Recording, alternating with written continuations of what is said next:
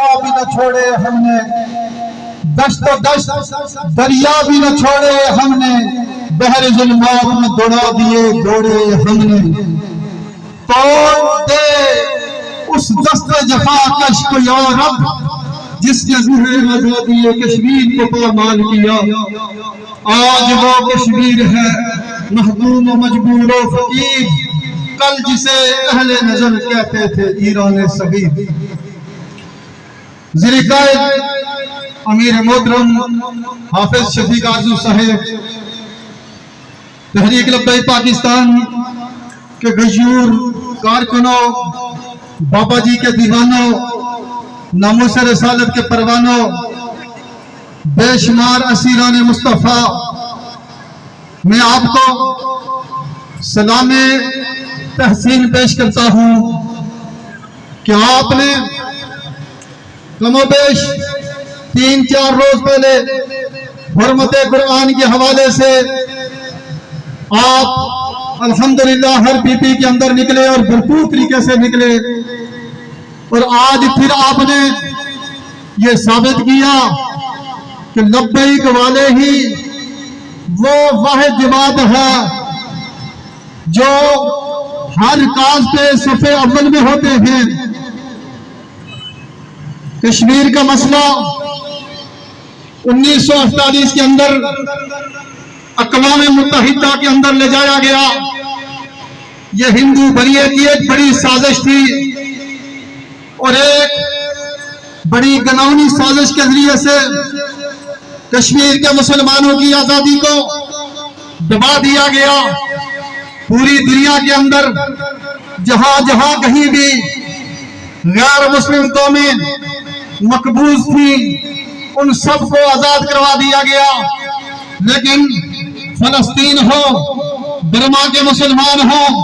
Chechnya اور Bosnia کے مسلمان ہوں، کشمیر کے مسلمان ہوں، ان کی آزادی کو سلب کیا گیا، آزادی کو دبایا گیا۔ اور ہر دور کے اندر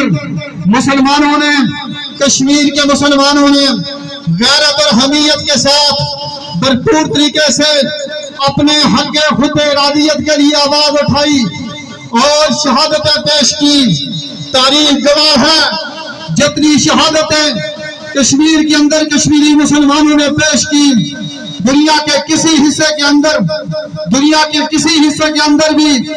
آزادی کی جنگ لڑنے والوں نے اتنی بڑی قربانیاں نہیں دی جتنی کشمیری مسلمانوں نے۔ کشمیر کے مسلمانوں کو گاجر مولی کی طرح کاٹا گیا،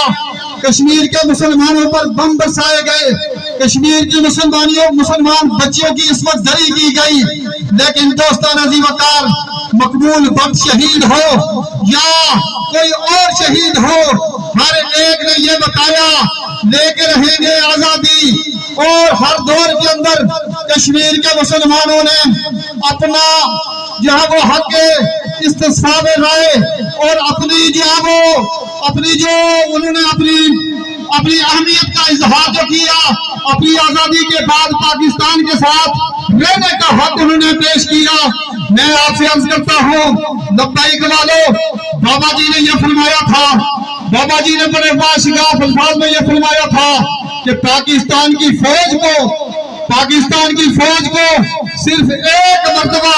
میری پوری تقریر سنوا دو، مجھے وہاں بٹھا دو،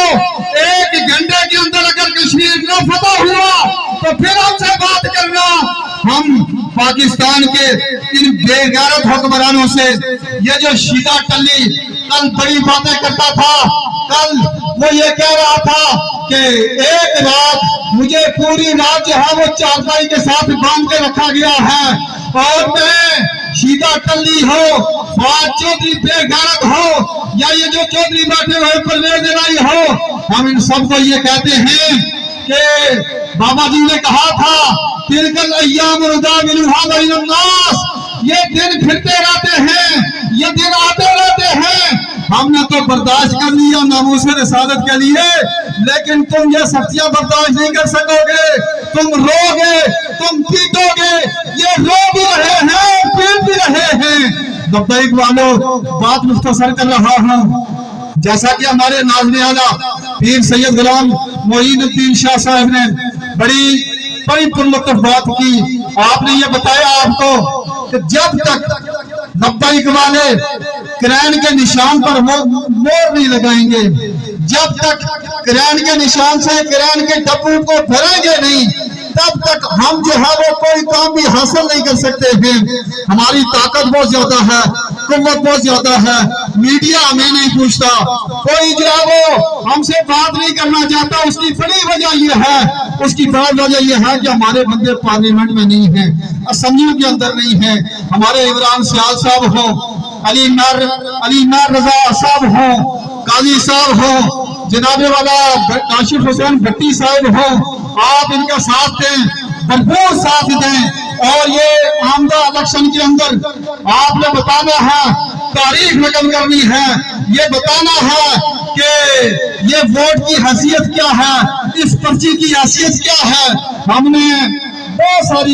سارے موضوع پہ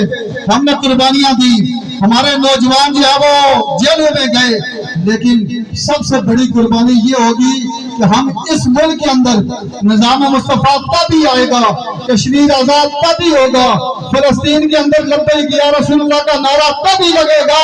جب ہمارے بندے پارلیمنٹ میں جائیں گے. علی پر رہے تھے اور وہ نوجوان بچوں کو سڑکوں پہ نچا رہا تھا. دوستوں, لوگوں کو آپ نے بتانا ہے یہ جو بڑی گناہی یہودی قسم کی سازشیں اس ملک کے خلاف ہو رہی ہیں, یہ ہم نے لوگوں کو بتانا ہے. جب تک لبیک والے اقتدار میں نہیں آئیں گے, کیونکہ لبیک ہی تحریک لبیک ہی تحریک پاکستان کی اساس ہے, یہی جو ہے وہ پاکستان کو اساس کی طرف لے جانا چاہتی ہے. تو میری آپ سے 10 سوال